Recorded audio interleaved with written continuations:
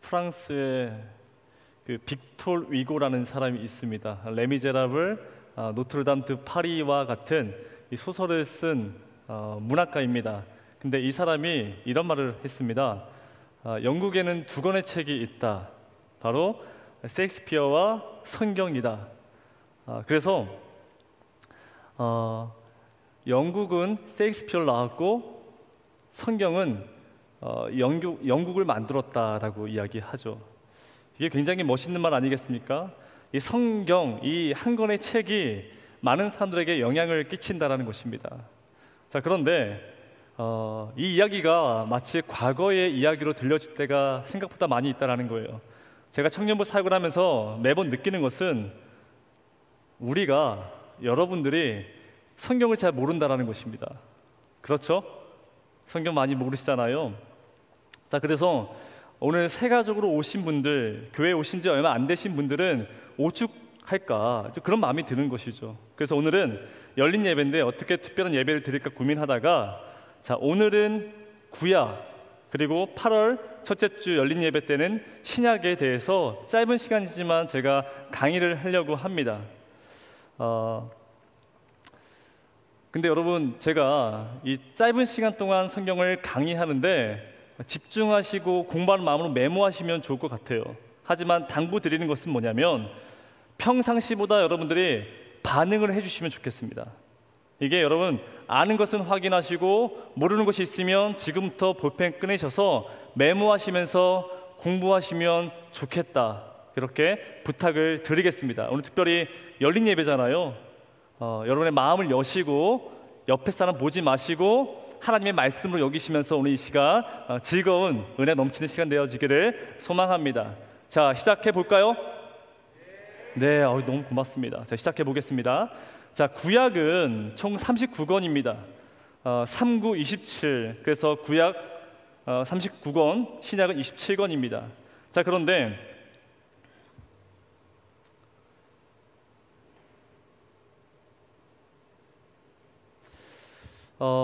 이 구약이 37권이 크게 이 세 파트로 나누어 설명할 수 있다라는 거예요. 크게 세 파트로. 제가 전에 한번 우리 청년들에게 간략하게 한번 설명한 적이 있었는데, 구약, 출애굽 시대와 왕정 시대와 포로 시대, 이렇게 크게 세 부분으로 나눌 수 있습니다. 자, 그 첫 번째가 출애굽 시대입니다. 출애굽 시대, 여러분, 성경에 가장 먼저 써 있는 것이 바로 창세기죠. 이 창세기는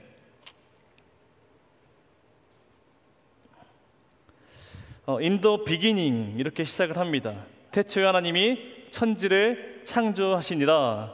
자, 그렇게 하나님께서 이 땅 가운데 6일 동안 이 나라를, 이 땅을 창조하시고 마지막 7째 날 안식하셨습니다. 자, 그런데 창세기 4장에 보게 되면 이 죄라는 단어가 처음 사용되어지죠. 사람들이 죄를 짓게 된 것입니다. 그래서 하나님이 이 땅을 만든 것을, 이 지구를 만든 것을 한탄하시고 몹시 후회하시고 이 노아의 가족을 제외한 모든 사람들을 물로 심판하십니다. 그런 엄청난 사건이 있고 난 이후에 하나님이 이제 한 사람을 선택하십니다. 바로 아브라함, 그 가정을 선택하셔서 새로운 하나님 나라를 만들어 가시는데, 여기서 우리가 기억해야 할 것은 제가 아까 이 성경을 강의할 때 말씀 안 드린 게 있는데, 우리가 성경을 공부할 때 오해하고 있는 것이 하나 있습니다. 뭐냐면 이 성경이 한 권 안에 여러 주제가 담겨져 있는 수필 형식의 문학이다라고 생각하는 사람이 있습니다. 한 권 안에 여러 주제가 담아져 있는 그 수필 형식의 문학이라 생각하지만 아닙니다. 성경은요, 주제가 딱 하나입니다. 바로 salvation, 구원이라는 거예요. 성경은 주제가 딱 하나입니다. 바로 구원.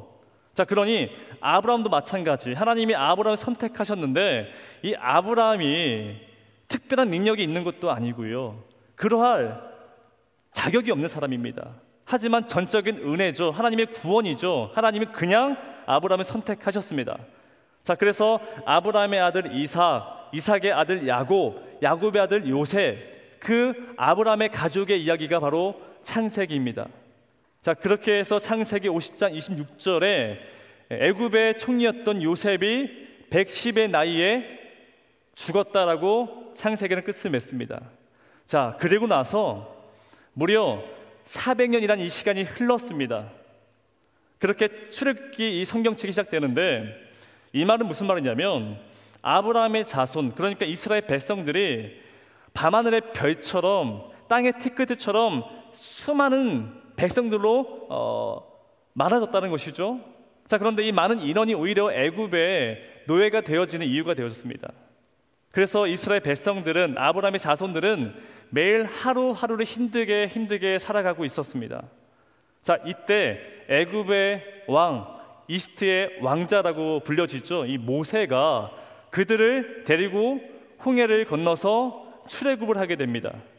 자, 그렇게 가나안 땅에 들어가면 되는데, 이 이야기가 이렇게 이어지죠. 순서가 안 맞아서. 자, 어디까지 했죠? 모세가 이스라엘 백성들을 이끌고 가나안 땅에 들어가면 되는 문제인데, 이런저런 이유로 가나안 땅에 들어가지 못합니다. 그렇게 40년 동안 광야에서 지냈던 이야기가 모세오경입니다. 모세오경, 창세기, 출애굽기, 레위기, 민수기, 신명기, 이 5권이 그 광야의 40년 이야기가 바로 모세오경이라는 거예요. 자, 그런데 질문입니다. 여러분, 모세는 가나안 땅에 들어갔을까요? 못 들어갔을까요? 뭐죠? 네, 못 들어갔습니다. 못 들어갔는데요. 갑자기 생각 안 나요. 네, 못 들어갔어요. 못 들어갔는데, 자, 신명기 34장에 마지막 장이죠. 신명기 마지막 장에 34장에 가나안 땅이 보이는 그 비스가산 꼭대기에 올라가서 가나안은 보이지만 결국 그 땅을 밟지 못했다는 것이죠. 자, 그러면 가나안에 누가 들어갔을까? 누가 들어갔어요? 여호수아, 맞습니다. 여호수아와 갈렙, 그 광야 2세대가 가나안 땅에 들어갔습니다. 그 이야기가 바로 여호수아입니다. 자, 그런데 그 기쁨도 잠시 여호수아와 그 가족이 죽은 이후에 이스라엘 역사상 가장 어두운 시대, 암흑기가 찾아옵니다. 들어보셨습니까? 사사시대. 이 사사시대는 하나님의 말씀보다 각자의 소견에 오른 대로 살아갔던 시대입니다. 어떻게 보면 지금 우리가 살고 있는 시대하고 굉장히 비슷하죠. 근데 그럴 때 하나님이 사사를 중간중간 보내주시는데 총 12명입니다. 여러분들이 알고 있는 사사는 딱 2명이죠. 기드온과 삼손. 그렇죠? 자, 중요한 것은 이게 똑같은 반복이 되어진다는 것입니다. 하나님이 사사를 보내주시면 그 모든 문제를 해결하시고, 그리고 백성들이 평온하게 살고 있습니다. 하지만 또 죄를 짓고 또 사사를 보내고, 이것이 계속 반복한다라는 거예요. 그렇게 몇 년 동안, 350년 동안 계속해서 이것이 반복되어지고 있습니다. 자, 그런데 마지막 사사라고 말합니다. 성경에서는 이분을 레전드라 이야기하죠. 마지막 사사 누구일까요? 여기 끝에 써 있는데, 한나의 간절한 기도로 태어난 바로 사무엘입니다. 사무엘은 성경에 보시게 되면 흠이 없습니다. 참 대단한 사람입니다. 하지만 나이가 들어서 문제가 하나 생기는데 바로 자식들입니다. 사무엘이 나이가 들어서 이제 이 사사직을 그 아들 요엘과 아비야에게 넘겨주는데, 이 두 아들은, 이 친구들은 아버지와 반대로 합니다. 뇌물을 받아서 백성들을 심판하고 여자 문제와 이 폐역한 삶을 살아갔다는 것이죠. 그래서 이 백성들이 도저히 참지 못해서 사무엘에게 찾아가서 부탁을 합니다. 우리도 다른 나라처럼 강력한 힘을 가지고 있는 왕이 있으면 좋겠다라고 부탁을 합니다. 그렇게 해서 이스라엘의 왕이 시작되어졌다는 것이죠. 이게 바로 사무엘상 7장에 나와 있는 구약의 첫 번째 단락입니다. 자, 그리고 나서 두 번째 왕정 시대가 시작됩니다. 이 우리나라 조선도 총 역사가 500년이라 이야기하는데 이스라엘도 마찬가지, 그 역사가 500년입니다. 자, 이스라엘 첫 번째 왕이 누구겠습니까? 사울이죠. 두 번째 다윗, 세 번째 솔로몬. 다 여기까지 잘 알고 계신데 그 다음을 모르죠. 그죠? 솔로몬은 하나님이 주신 그 지혜를 가지고 이스라엘 나라를 잘 만들어 나갔습니다. 하지만 여자 문제로 또 이런저런 이유를 가지고 이 나라가 이 두 개로 나눠진다라는 거예요. 자, 나눠질 때 솔로몬의 아들 르호보암이 남유다 나라를 이어 가져갑니다. 그리고 솔로몬의 신하였던 여로보암이 이 북이스라엘을 만들어 1대 왕이 되어지죠. 근데 제가 한번 위클리큐티에서 제가 말씀을 한번 드렸는데 이게 굉장히 헷갈립니다. 그렇죠?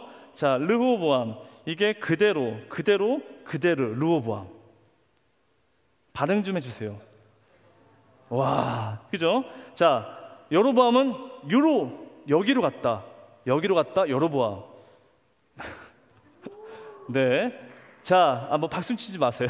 치지 마시고, 자, 여러분, 자, 북이스라엘 간단합니다. 이 여로보암을 시작으로 19명이 있었습니다. 그리고 호세아 마지막 왕 때에 아수르에 의해서 나라가 멸망하죠. 자, 그리고 남유다는 총 20명의 왕이 있었는데 결국 이 나라도 바벨론에 의해서 멸망한다라는 거예요. 자, 그런데 여러분, 계속해서 아수르, 바벨론, 페르시아, 헬라 이런 얘기 들을 때마다 이게 구분이 안 되실 겁니다. 그래서 제가 간략하게 표를 하나 만들어 봤는데요. 자, 고대 근동에서는 세계 5대 제국이라는 게 있습니다. 역사의 순서에 따라서 그 지역에 강력한 힘을 가지고 있던 나라가 있었는데 그게 바로 아수르, 바벨론, 페르시아, 헬라, 로마입니다. 아수르가 북이스라엘을 멸망시켰죠. 아주 강력한 힘을 가지고 멸망시켰는데 아수르는 그전에도 성경에 한번 나왔었습니다. 하나님이 요나에게 니느웨에 가서 너는 회개를 선포해라. 그걸 하기 싫어서 물고기 뱃속에 들어갔던 그 요나, 그 니느웨가 바로 이 아수르의 수도입니다. 자, 그리고 나서 시간이 흐르고 나서 바벨론이 고대 근동의 패권을 장악하는데 이 바벨론이 바로 남유다를 멸망시킵니다. 이 바벨론은 세계 7대 불가사의라고 말하죠. 이 하늘의 정원, 구름 정원이란 그런 아주 놀랍고 신비로운, 그러니까 아주 강력한 힘을 가지고 있던 나라가 바로 이 바벨론이었다는 것을 우리가 알 수 있습니다. 자, 그리고 나서 페르시아는 지금의 인도입니다. 인도. 근데 여러분, 인도의 수도가 테헤란입니다. 그런데 우리 서울 강남의 도로가 10차선인 아주 길고 커다란 도로가 바로 테헤란로입니다. 그만큼 이 인도의 페르시아는 이 고대 근동에서 가장 넓은 땅을 차지했던 그런 나라가 바로 페르시아입니다. 자, 그리고 나서 헬라는 여러분 그리스입니다. 그리스 하면 떠오르는 가장 멋진 왕 알렉산더 대왕. 그 알렉산더 대왕이 페르시아가 장악했던 모든 땅보다 더 많이 차지하게 됐다는 것을 역사를 통해서 알게 되죠. 그리고 로마는 우리가 잘 알고 있는 팍스 로마. 자, 이렇게 아수르, 바벨론, 페르시아, 헬라, 로마 이 순서에 따라서 고대 근동의 제국이 변동이 있었다라는 거예요. 하지만 여러분, 제가 이걸 왜 말씀드리냐? 구약과 신약에 있는 모든 성경의 이야기가 이 나라의 역사 가운데 스며져 들어가 있다는 것입니다. 자, 그러니 여러분들, 제가 이것도 할까 말까 항상 고민 중에 있는 것인데요. 제가 한번 용기 내볼 테니까 여러분들, 제가 괜히 했다라는 그 마음 들지 않도록 반응해 주시면 좋겠습니다. 이게 뭐냐면요, 제가 전에 한번 그 아몬드 초콜릿을 제가 좋아한다고 말씀드렸어요. 기억나시나요? 잠깐 말씀드렸는데 저희 딸은 이탈리아 초콜릿이죠. 이 아몬드가 잘게 뿌려져 있는 페레로 로세 이 초콜릿을 좋아합니다. 그래서 아빠 페레로로세 초콜릿 사줘. 아빠 페레로로세. 자, 아수르, 바벨론, 페르시아, 헬라, 로마. 아빠 페레로로세. 기억나시죠? 네. 굉장한 용기가 필요했던 거거든요. 여러분, 이게 기억나실 거예요. 안산제일교회에 있던 그 친구들도 지금 신대원에 갔는데 지금도 고맙다 이야기합니다. 아빠 페레로로세, 아수르, 바벨론, 페르시아, 헬라, 로마. 자, 이제 그 다음 걸 설명해야 되는데, 자, 마지막입니다. 자, 마지막인데 이 두 개를 설명했고요. 마지막 포로 시대입니다. 제가 아까 말씀드린 것처럼 남유다는 바로 이 바벨론에 의해서 멸망합니다. 자, 그런데 이 바벨론 이 나라가 이 이스라엘 백성들을 포로로 데리고 갑니다. 그 자기네 나라로. 근데 여러분, 이게 1차, 2차, 3차로 포로로 끌려가는데 1차에는 여러분과 같은 젊은 인재들, 바로 다니엘과 세 친구가 여기에 포함되어져 있습니다. 그리고 2차 포로로는 에스겔 그리고 만여 명의 엘리트 고급 인원들이 따라가게 되고, 마지막 3차 때는 힘을 쓸 수 있는 그 모든 사람들을 다 데리고 갑니다. 자, 그런데 바벨론이 그 패권을 장악했을 때 이러한 1차, 2차, 3차의 포로 끌려가는 일이 있었는데, 이 과정에서 바벨론이 아니라 이제 페르시아가 이 패권을 장악합니다. 아빠페로롯세 기억나시죠? 자, 그런데 이 페르시아는 그 반대입니다. 바벨론은 포로로 끌려갔지만 페르시아는 그 반대로 원래 있던 나라로 돌려보냅니다. 자, 그래서 1차, 2차, 3차 똑같이 포로 교환이 있는데 1차 때가 학계 스가랴, 그리고 2차로 넘어가는 과정 속에서 유대인 말살 정책이 벌어집니다. 독일의 히틀러처럼 이 페르시아의 하만이라는 자가 유대인들을 다 말살하겠다 그렇게 정책을 피고 있는데, 그때 여러분들이 너무 좋아하고 있는 그 에스더 공주가 있죠. 내가 죽으면 죽으리라. 그 마음을 가지고 그 믿음으로 이 모든 문제를 해결합니다. 그러면서 2차 포로 교환이 순조롭게 이루어지고, 마지막 3차 때는 느헤미야가 총독이 되어서 모든 이스라엘 백성들을 원래 있던 예루살렘에 다 정착시킨다는 것이죠. 자, 그래서 이 구약의 마지막은 말라기가 아니라 바로 어디겠습니까? 느헤미야라는 거예요. 느헤미야. 이 연도가 BC 416년입니다. 그래서 여러분들이 제가 구약의 39권을 출애굽 시대와 왕정 시대와 포로 시대 이렇게 나눠서 지금 제가 설명을 다 드린 거예요. 근데 여러분, 이 짧은 시간 동안 이 방대한 내용의 이 내용을 제가 강의하는 그 이유는 바로 여기에 있습니다. 제가 이번 주에 예레미야를 묵상하는데 이 포로 시대 다니엘과 세 친구가 1차 포로로 바벨론에 끌려가게 됩니다. 자, 그런데 여러분, 1차로 끌려가는 이 다니엘과 세 친구는 바로 여러분들 같은 젊은 청년들이라는 것이죠. 얼마나 힘이 들었겠습니까? 예루살렘에서 바벨론의 그발강까지의 거리가 1500km가 넘습니다. 자, 그러니까 하루에 걷는 그 거리가 30km라면 쉬지 않고 50일을 걸어야 하는 그 거리에 그들은 끌려갔습니다. 그리고 도착해서 그 낯선 그 나라에서 그 젊은 청년들이, 다니엘과 세 친구들이 어떤 꿈을 가지고 어떤 마음의 소망을 품고 살아갈 수 있었겠습니까? 포로로 끌려가서 그 낯선 이국 땅에서 무엇을 할 수 있었을까? 그들이 바라는 것은 딱 하나였습니다. 돌아가는 것이었습니다.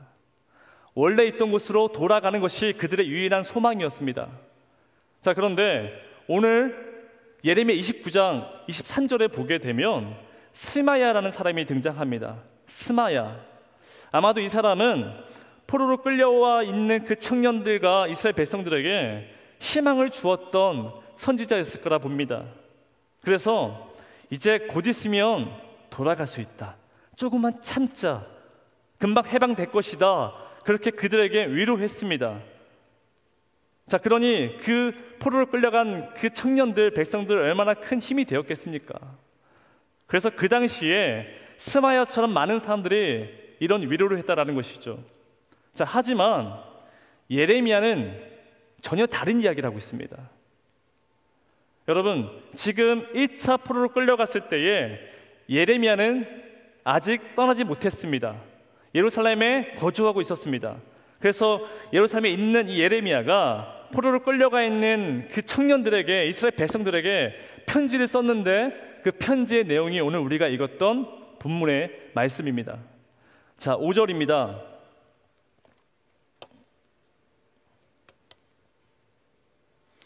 5절 다 함께 읽어보겠습니다. 시작. 너희는 집을 짓고 거기에 살며 텃밭을 만들고 그 열매를 먹으라. 이게 말 그대로 이게 헐입니다. 헐.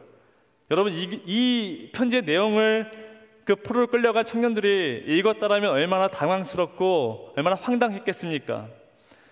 지금 예레미야가 하는 말은 집을 짓고 과수원을 만들어 거기에 집을 지으라는 것입니다. 오래오래 있을 것이니 튼튼한 집을 만들어야 한다라고 지금 그들에게 말하고 있습니다.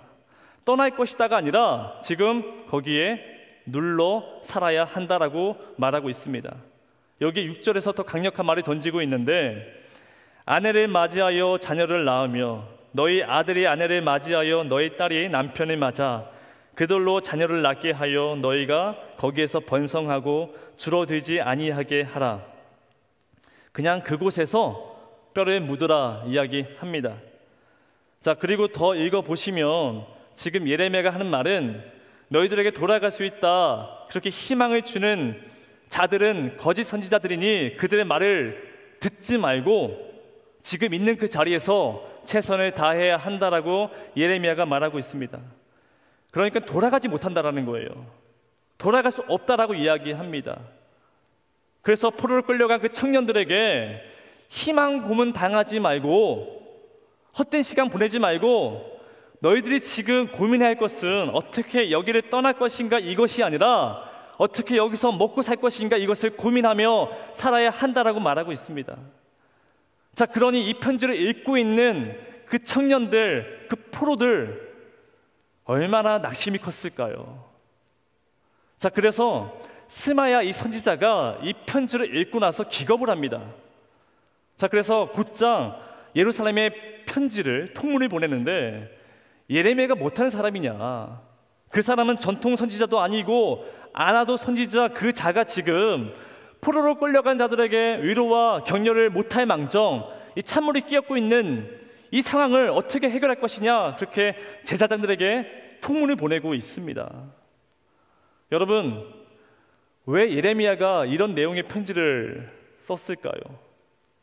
매일 하루하루 고통 가운데 살아가고 있는 청년들과 그 포로의 이스라엘 백성들에게 왜 이 낙담이 되는 이 편지의 내용을 썼을까? 간단해요. 하나님이 그렇게 말씀하셨기 때문에 그렇습니다. 여러분, 선지자는 하나님의 말씀을 그대로 전하는 사람입니다. 내 감정, 대상에 바꿔가면서 말을 전하는 것이 아니라 하나님의 말씀을 그대로 전하는 것이 선지자입니다. 예레미야는 오늘 말씀에서 읽었잖아요. 하나님 뭐라 말씀하십니까? 포로 생활이 몇 년? 70년 있을 것이다 라고 말씀하셨습니다. 자, 그러니 예레미야는 이야기합니다. 갈 것 같다라는 그 희망 가지고 하루하루 살아가지 말고 지금 여기에서 70년 이상 살아갈 것이니 이곳에서 씨도 뿌리고 텃밭도 가꾸며 열매를 맺아 결혼도 하고 집을 짓고 눌러 살아라, 뼈를 묻어라, 그렇게 말을 전하고 있습니다. 근데 여러분, 우리는 어떻습니까? 사실은 포로로 끌려가야 하는 그 유배지가 크게 다르지가 않습니다. 내가 가기 싫은 곳이 유배지고 내가 있고 싶지 않은 곳이 유배지며 내가 피하고 싶은 곳이 유배지겠죠. 그래서 퇴사하고 싶은 그 직장이 유배지고 당장 그만두고 싶은 학교가 유배지며 지금 여기를 떠나고 싶은 이 공동체가 유배지가 될 수 있습니다. 이 말은 지금 여러분들의 이야기라는 거예요. 예레미야의 이 이야기가 포로로 끌려가자는 그 청년들의 이야기가 바로 여러분들의 삶의 이야기라는 것입니다. 자, 그래서 여러분, 아브라함과 바울, 수많은 성경의 인물들처럼 떠나는 것, 갈 때를 알지 못했던 그 아브라함이 내가 떠나겠다라는 그 믿음의 선택이 중요할 때도 있겠지만 사실 우리의 삶을 돌이켜보면 떠나는 것보다 버티는 것이 더 힘든 믿음의 모습일 때가 생각보다 많이 있습니다. 여러분, 학교를요 그만두면 됩니다. 직장을 집어치우고 그냥 이직하면 됩니다. 예배 안 드리면 그만입니다. 그만하고 포기하는 것은 사실 쉬운 일입니다. 하지만 자리를 지키는 것, 지금 여러분들이 이 자리를 지키고 앉아있는 것, 그것이 더 어려운 문제라는 거예요. 여러분 군대 가게 되면 계급이 있습니다. 이등병, 일병, 상병, 그리고 병장이죠. 병장님입니다. 근데 여러분 2등병, 1병일 때는 시간이 굉장히 빨리 갑니다. 그렇죠? 왜 빨리 가느냐? 여기에 오래 있어야 되기 때문에, 여기서 먹고 살아야 하기 때문에 발이 보이지 않습니다. 열심히 살아갑니다. 2등병, 1병. 하지만 병장님이 되면 시간이 가질 않습니다. 하루가 일주일 같고 일주일이 한 달 같으며 한 달이 1년 같습니다. 정말 시간이 가지 않습니다. 왜 그러겠습니까? 이미 내 마음이 세상 밖에 나가 있기 때문에 그렇습니다. 그러면서 나는 여기 떠날 거야, 나는 여기 오래 머무지 않을 거야, 그런 생각을 하기 시작하면 그 다음부터 일상적인 삶을 살아갈 수 없다는 것이죠. 이미 마음이 떠나는데 이 몸이 정상적인 행동을 할 수 있었겠습니까? 할 수 없습니다.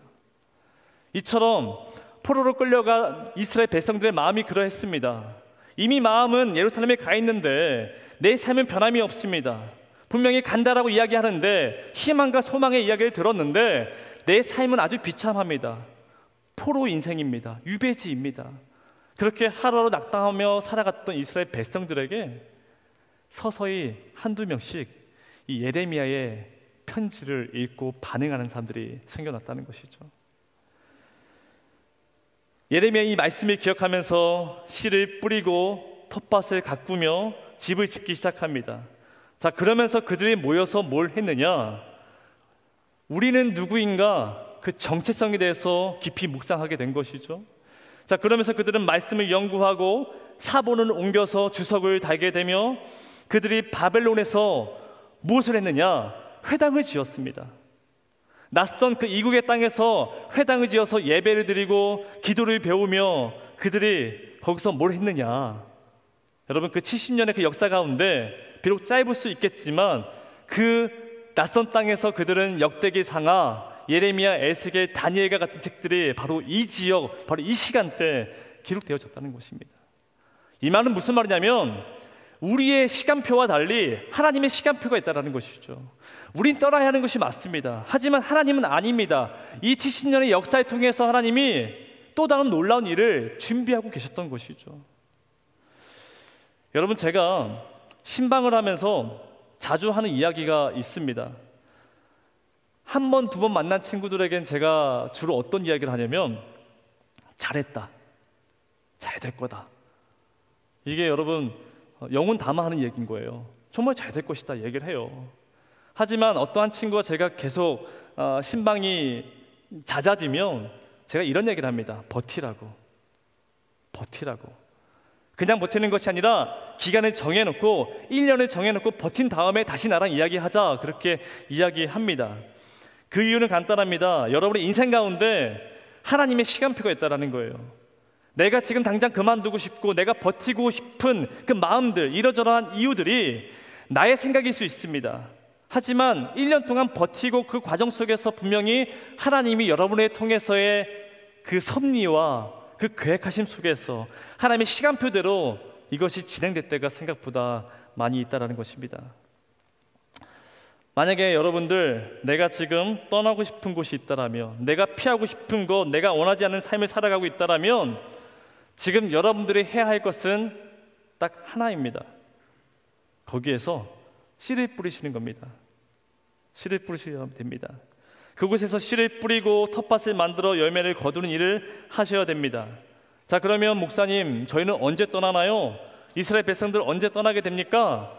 아마도 그 유배지가 옥토가 되어졌을 때, 더 이상 내가 해야 할 일이 없을 때, 그때 하나님의 시간표는 떠나라 말씀할 수가 있습니다. 여러분, 코로나를 계속 겪고 있습니다. 그리고 어느 시대보다 가장 어려운 청년의 때를 여러분들은 보내고 있습니다. 하지만 오늘 성경이 여러분들에게 하시는 말씀은 뭐냐? 씨를 뿌려야 한다는 것입니다. 누군가는 씨를 뿌려야 한다는 것이죠. 하지만 여러분, 그 씨를 뿌리시는 분이 바로 여러분들의 일이 되어지길 소망합니다. 안 된다 하고 포기하라는 그 인생 가운데 누군가는 씨를 심어야 되는데, 씨를 뿌려야 되는데 그 소명자가 바로 여러분들이 되기를 주님의 이름으로 축원합니다. 축원합니다. 아멘.